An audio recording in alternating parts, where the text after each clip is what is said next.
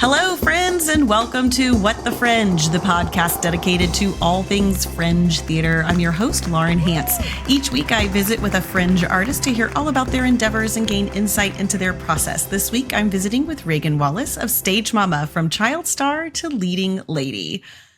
What happens when your fiercest advocate is also your most formidable challenge? In Stage Mama, from child star to leading lady, actor Rheagan Wallace invites you into her extraordinary life with raw honesty, poignant reflection, and unexpected humor. This solo show chronicles her unique Hollywood coming of age, starting from a small town in Texas to navigating the high-stakes world of LA, all under the relentless guidance of her unforgettable mother, a true stage mama.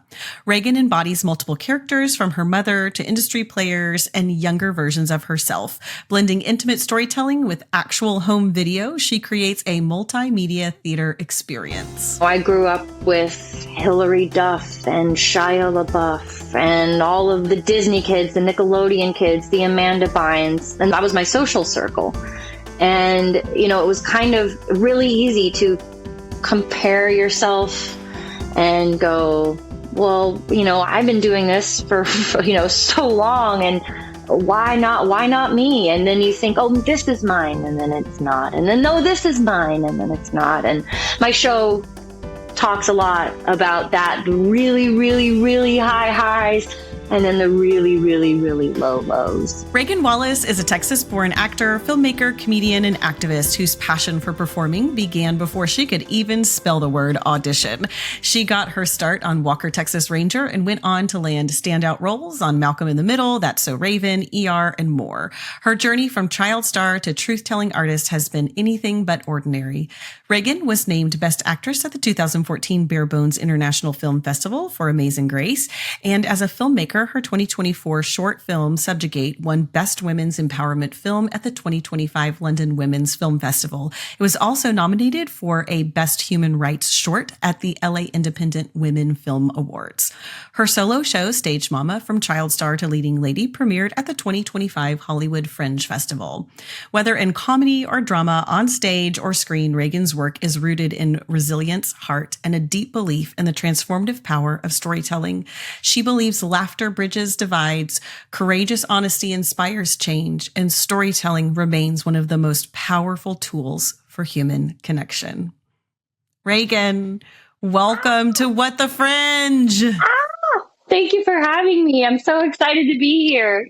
I know. I'm so excited for you to be here as well. So we got connected because we're both going to be performing at the Fort Worth Fringe here coming up in September. And I was checking the lineup.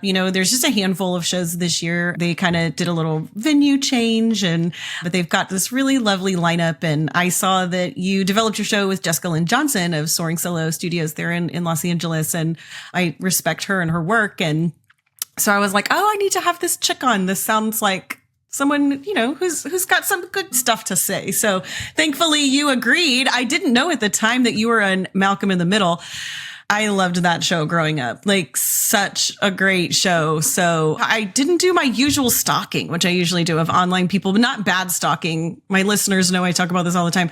So I'll have to go on your IMDb and check that out and figure out, which episodes you were in and just geek out a little bit. Yeah. I played two different characters on Malcolm in the Middle. I played Jackie, who was in a driver's ed car with Reese in my first episode. And then they brought me back years later to play Raduca. She was their grandmother, brought her over, and the boys had to go through these trials of manhood to see who gets to marry Raduca. And Reese cheated, of course, and won, and I end up marrying Reese, and we turn their garage into our apartment, and it, of course, hilarity ensues. That is so much fun. I'm like, I feel like I remember that episode. Anyway, I was like a big fan, so that's super cool. Well, let's talk about your journey as an artist. You started acting at a really, really young age.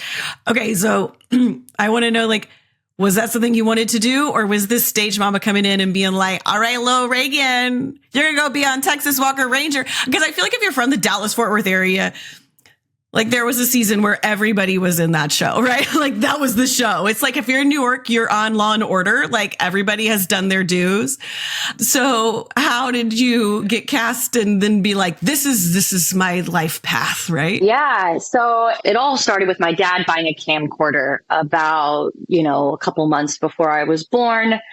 And he bought the camcorder specifically to document the event of me being born. And he was a little obsessed with the camera. Before I was even born, he's interviewing all the family, about, the new baby that's going to come.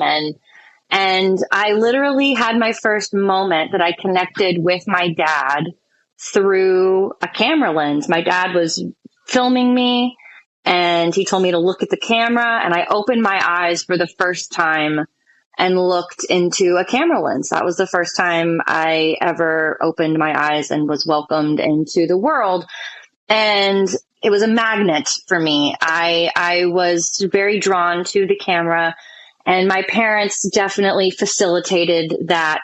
I was putting on solo shows in the living room from a very early age. From, the time I could actually start talking, I was doing my own thing.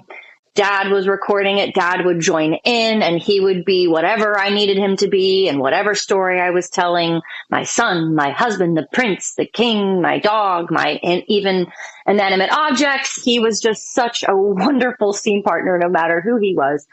And it was one of those things. My show talks a lot about how multiple things can be true at the same time. I was preschool-ish that my mom, of course, at 4 years old, I didn't have the wherewithal to say, yes, I want to be an actor, mommy. But she definitely saw that I had that kind of personality. She saw what was happening. I was really good at mimicking, doing impression, all of that kind of stuff. So she found a little acting school called the Young Actors Studio, or it was an acting school for kids, TV and film. And she enrolled me at CATS, which is Creative Arts Theater School in the DFW area. So I was doing tap, jazz, ballet, musical theater, on camera classes, and I just ate it up. And there were kids in my classes that had agents, and then that sort of started, and then the auditions started, and the ball just got rolling, and we rolled with it for a very long time in Dallas. And that was sort of how I was cast in commercials, and then America's Most Wanted, and then Walker, Texas Ranger. Wait, you just said America's Most Wanted. I'm like, were you a criminal? No, they found her, and they found the guy. I was an abused stepdaughter. It was my first taste of I clocked from a very young age that what I was doing actually led to a real live criminal being caught. And he was very high up there on the most wanted list. He was a really, really bad guy. And I was 6 when I did that. And that sort of opened up my brain to the idea that, hey, this was like something, this was important. And this was sort of bigger than just doing commercials and being cute on camera. And so even at a really young age, I really enjoyed that idea that I was a part of something greater than just entertaining someone, that it was part of the real world, and the real world was affected in a way by something I was a part of. So I clocked that really early, and I was brought back on Walker, Texas Ranger, actually for 2 different characters. I played 2 different characters on that show too.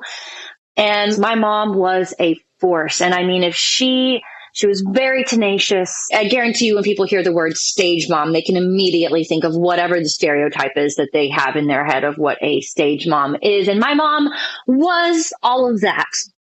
But at the same time, it wasn't like one of those like situations where she was pushing me to do something that I didn't want to do. It wasn't all about her. She really did see something in me that she just wanted to give me all the tools that she knew that she could give me in order for me to succeed at something that she saw in me. And my great grandfather, my mom's grandfather, back in Italy, was a cinematographer for silent films. I mean, he's on IMDb, which is just crazy, but his films are from like 1912 to like 1925. It's wild. But my mom having sort of that, she felt like that was part of her story, was that she came from someone who was a storyteller behind the lens of a camera.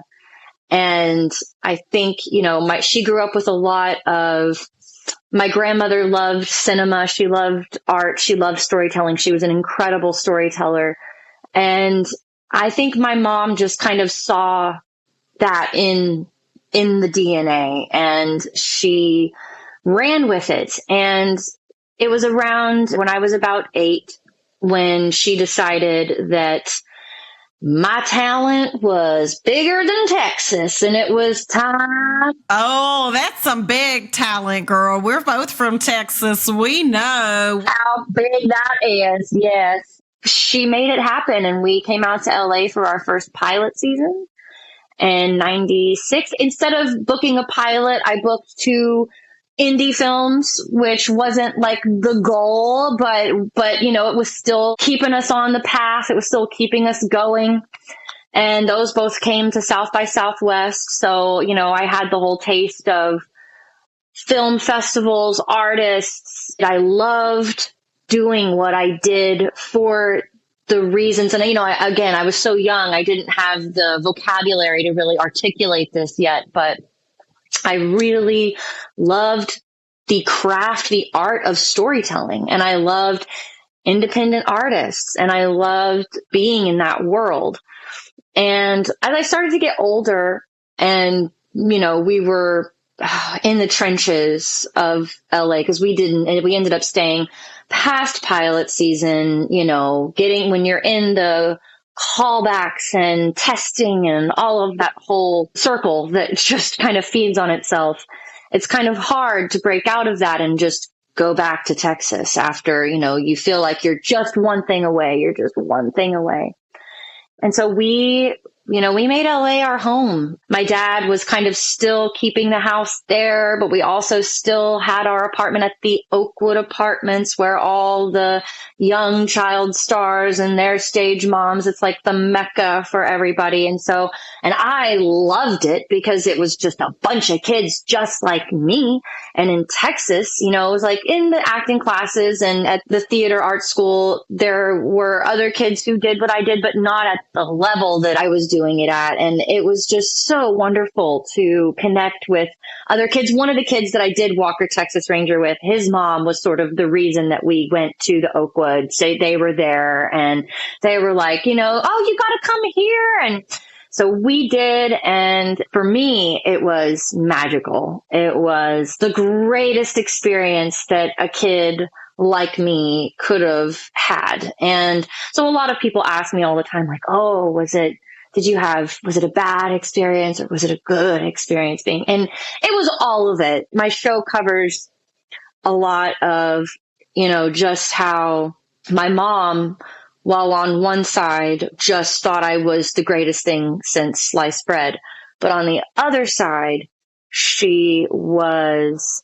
very focused on me as a product, sort of, in a way, where you are selling a product. You've got to look right, act right, talk right, be right. I mean, it's like she sort of lost sight of the person.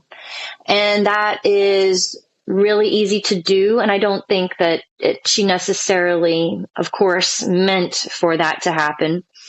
But when you're, it's high stakes and you're paying a lot of money, and there's a lot of time and money involved. And, it got to the point where, as I started to grow into my teenage years, her idea of what she wanted versus me trying, to be my own person and to come of age and to really decide who I was those things just got very crossed. And I was working a lot, but I was watching everyone around me. You know, I grew up with Hilary Duff and Shia LaBeouf and all of the Disney kids, the Nickelodeon kids, the Amanda Bynes, and that was my social circle.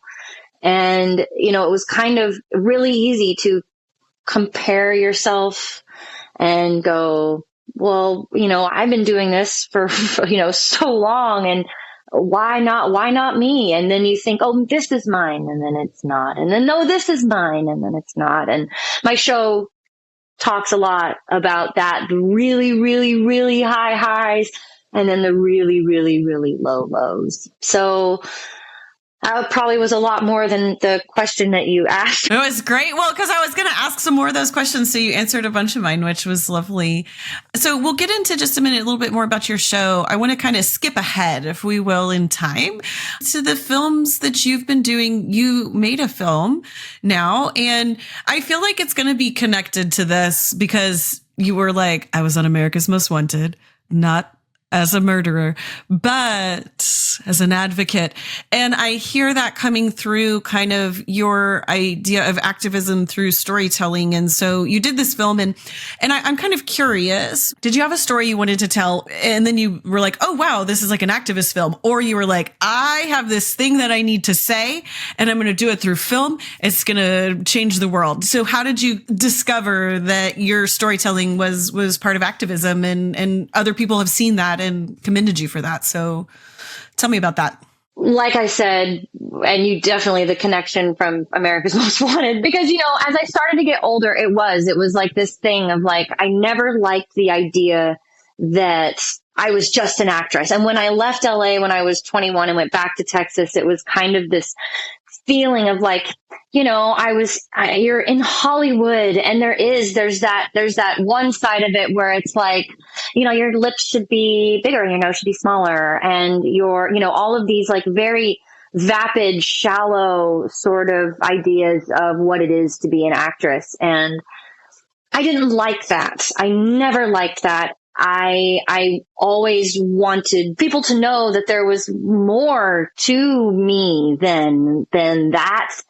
And I always had a very strong sense of justice and a very strong sense of how storytelling does change and affect things in real life. So when I started to work with a friend of mine named Cameron Smith, who is a filmmaker he's in Denton now, but when I was living in Texas, after I turned 21 and went back there and started to kind of get going again and figuring out who I was and what I was as an artist and what I wanted to do, he was kind of a person who we did a lot of experimental stuff with. We like improvised a film in West Texas and won a couple of awards for that. And they were all like just kind of stuff that we were just kind of like experimenting with and just seeing what happened. And when the abortion bans happened, and when the state of Texas, when the heartbeat bill passed first, before Roe was overturned and all of that happened, there was a fire in me, and I didn't really know what to do with it at the time. I was here in LA. I moved back to LA in 2016, but being from Texas and knowing what was going to happen, I immediately started talking to Cameron, and we decided that it was of the utmost importance to tell stories about women in these places where these things were happening. And we took some stories that were we based them on stories that we were hearing about real things that were happening to real people. And we did 3 like micro shorts. Like we shot 1, 2, 3 that were all each their own story. And I was visiting Texas, and for a multitude of reasons, my mom passed away last May. So I was visiting a lot. I was in town, and I said, you know, I think we need to do one last film, and then I think we need to like another micro short to tell this other story, and then we're going to put them all together and sort of make like a chapter 1, chapter 2, chapter 3, and have them all tell these stories about different women, and they're all kind of connected in a way. And yeah, we told them as truthfully, and it was really hard because I never wanted anyone to think that we were trying to take anyone else's story and make it into some sort of, but these are just things that need to be talked about. These are stories that need to be told. And we all in whatever your craft is, whatever your art is, whatever it is that you do, I think whenever you have something that you want to say, you should use whatever your platform is to say it. And at the time, I hadn't decided I was going to do a solo show yet. That was something that hadn't really sunk itself into me yet, but I knew that I wanted to use my craft as an actor and as a storyteller to tell these important stories. And being from Texas, I just felt like, it was something I had to do. And so we did it. And yeah, we submitted it. We just kind of submitted it to festivals to see kind of what would happen. And we got some really great things out of it, as far as just having eyes on the story and being recognized for that was really great. But more importantly, just that people are talking about these things and seeing what's happening. Thanks for sharing that. I love that it was this passion inside of you, and like, I feel like all of us artists are like, this is the way that we know how to make change in the world, right? Is to tell a story. I don't know any other way.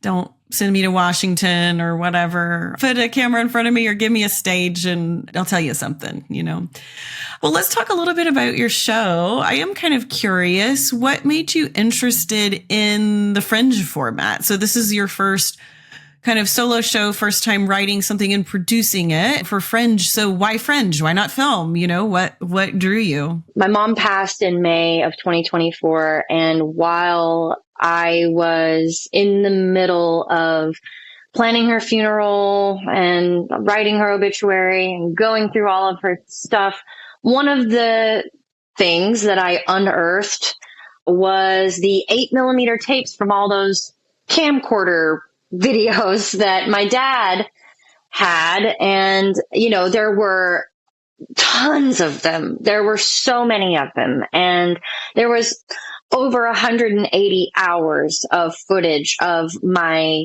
whole life, starting in 1987 and all the way through. And there was my family and me, my dad, my sister, my aunt, my husband, my daughter, the whole family, we were enthralled with watching them. And it was just one after another. And one of my mom's dreams was always to have them digitized, but she never would let anyone touch the tapes. She was very, she was like, I don't want to send these off, and I don't want anybody coming. I mean, you'd have to be in here in my house. You'd have to be, because you got to do it in real time. And so my husband, he's in IT, and we own an IT company together. And he went and found this little adapter, and we started to digitize them ourselves. And in that process, all this stuff was just firing off with me. And I was like, I have got to do something with all of these tapes. And this is my story. And I was just watching our story, our family, our lives unfold through these tapes. And so originally, through my grief with everything I was going through, I just thought, what better way to process everything and to edit these down. And I thought I was editing a documentary. That's what I thought I was doing at first. And I'd done Fringe before as an ensemble cast member of another show that was actually about stage moms as well. I didn't write it, but another stage mom that I know did, about her experiences. And yeah, so she cast me in that, and it was very cute. It was a wonderful comedy called Karma and a Fishbowl. But I was just talking to my therapist, and I was telling her about just what I was doing and the tapes. And it was one of those very weepy sessions. And she was like, well, and this is just a suggestion, but Hollywood Fringe is coming up in June. And this was in January. And a light bulb just exploded. And I was like, yes. And she said, have you thought about maybe doing a solo show? And a friend of mine, Tatum Langton, who's an incredibly talented actor, she did a solo show called Redeem Her, How I Screwed Up My Perfect Mormon Life. And it was directed and developed with Jessica Lynn Johnson. And I started to think about Tatum's show immediately and how much I loved it. And after I got done with that session with my therapist, I immediately reached out to Tatum and said, hey, I think I want to do a solo show. Can I get some advice? She said, you want to go to coffee? I was like right now? And she was like, yes. So we immediately went to go get coffee and we talked and talked for hours. And she said, okay, I am going to give you Jessica Lynn Johnson's name. And that's all I really need to give you, because she will illuminate your life with pretty much everything that you need. And she's kind of a one-stop shop when it comes to solo theater. And she was right. And I contacted Jessica that night. And I had a session with her the next day. And I believe it was January 17th that we started the writing process. And the way mine went was I sort of just started bullet pointing my life. And then Jessica's like, now theatricalize or monologue it. First you monologue it. So I started just monologuing those bullet points. And after I did that, I was looking at a 212 page monologue, that's a lot. That's a novel. Yeah. It's all there for its own purposes, but you got to get it out though. Oh yeah. No, that was the whole thing is she said, just get it all out. Just put it all out there. It doesn't matter. Don't judge it. Don't think about it. That's the process. Yeah. And then from that, it was just theatricalizing those monologues, turning those monologues into scenes, and then getting it down to around a 30-ish page script so that I had a 60-minute show. And that all happened from January until we started rehearsing the show in May. It was a very fast. I was writing until, 5 a.m. every night and just kind of no-lifing it. I blocked everything out of my life and just wrote. And then beginning of May, it was ready for rehearsing. And I'd supported a lot of friends in their Fringe, their journeys, their, going to see their shows. And I loved in 2023 being, a cast member of the show and doing all of the events, all the office hours, they're called, like the mixers that we'd go to, or you once a week where you go meet all of the other artists who are doing what you're doing. And it was just such a feeling that I had never had before. It's like, there's film festivals, there's, your community of artists as a filmmaker, as an actor. I do stand-up comedy as well. So there's that whole community, but there's just nothing like Fringers, and the Hollywood Fringe is just an incredible experience. And it welcomed Stage Mama with wide open arms, and it was such an incredible experience. I made friends, so many new friends for life, and that really is just one of the greatest things that has come out of this. And through Jessica Lynn Johnson, her Soaring Solo community on top of the Fringe community, because she has these group writing sessions. She's just so plugged in, and she has so many incredible ways of connecting other artists with each other.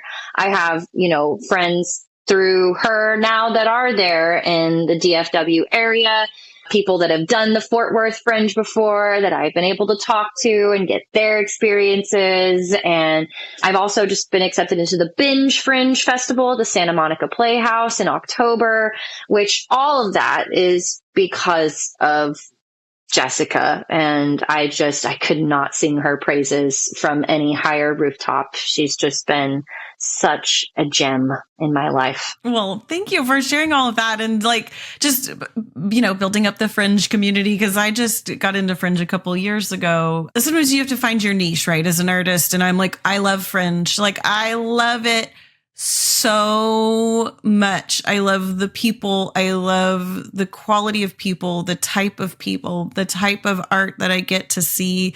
Everybody is just lovely. Like, I think as a theater performer, I've done some film, and there's so much ego, right, in in the industry, and you have to have a certain amount of bravado.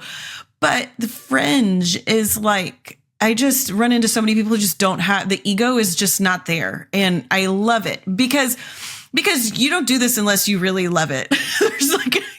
You'd be bonkers. There would be no point. I don't know what you would get out of it, because it's such a communal, it's solo theater in itself. Yeah, you're doing the show alone, essentially, it's you on stage, but there's no way you could do it without such a rich community. There's artists of all kinds, but really Fringers are something very, very special. And I'm so honored and so grateful to be a part of the Fringe community. There's nothing else like it. Yay. Well, we welcome you with open arms, girl. Okay. So I do have a question. What do you hope people walk away from seeing Stage Mama? Like, when they leave, what kind of feelings should they be having, or experiences?